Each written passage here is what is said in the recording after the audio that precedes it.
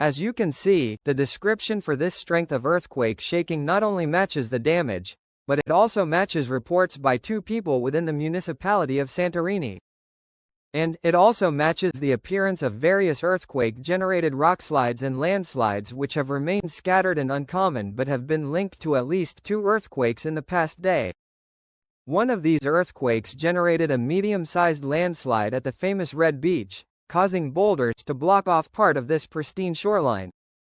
So, is it completely unsafe to visit Santorini at the present? My answer is still no. Just stay away from steep areas where rockslides and landslides triggered by larger magnitude earthquakes could occur. This is why some tourists have figuratively found the island to themselves, creating great photo opportunities in typically crowded areas. There have been some rumors claiming that portions of the island of Santorini have been uplifted due to the now more than 1,700 tectonic earthquakes which have struck in this lengthy swarm.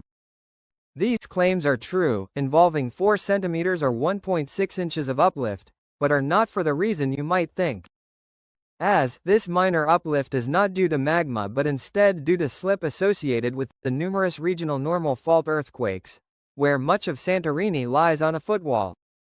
There still is zero unusual volcanic activity unlike say during 2011, and these tectonic earthquakes are earthquake motion actually trending towards the northeast over time, at least most notably since January 31st, as you can see since I plotted the average GPS location each day of all of the earthquakes which struck. This might incorrectly make the ongoing swarm look like magma movement, but there are no signs to indicate such a thing. Instead, these quakes are merely trending the exact same orientation northeast, hopping along the length of regional faultline complexes within the Santorini-Amorgos shear zone. The depth of earthquakes remains largely unchanged as an average, despite what may have looked like a decreasing shallowness for a period of time yesterday.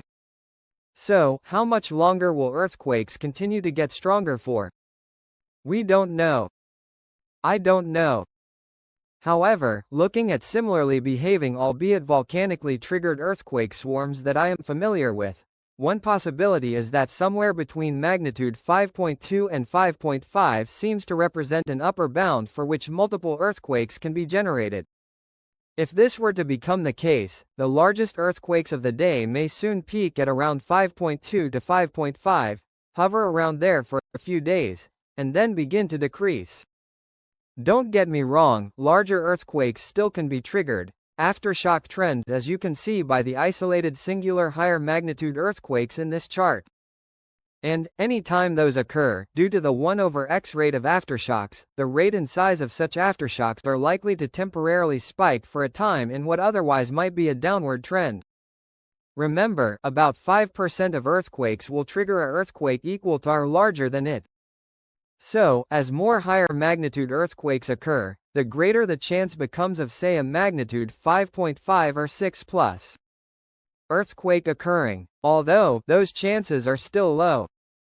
We can't predict earthquakes, and the scenario I suggested is one of many which could occur, so I will likely end up being wrong. Don't take those statements as a true prediction. I also want to note that I tried using this referenced scientific paper to make a nice aftershock model and give everyone percentages on the current chances of larger magnitude earthquakes from a purely statistical perspective, but I could not find the correct constant values that made the formulas work since these vary depending on the area and geologic setting. In other words, the equation output junk values that didn't pass the eye test.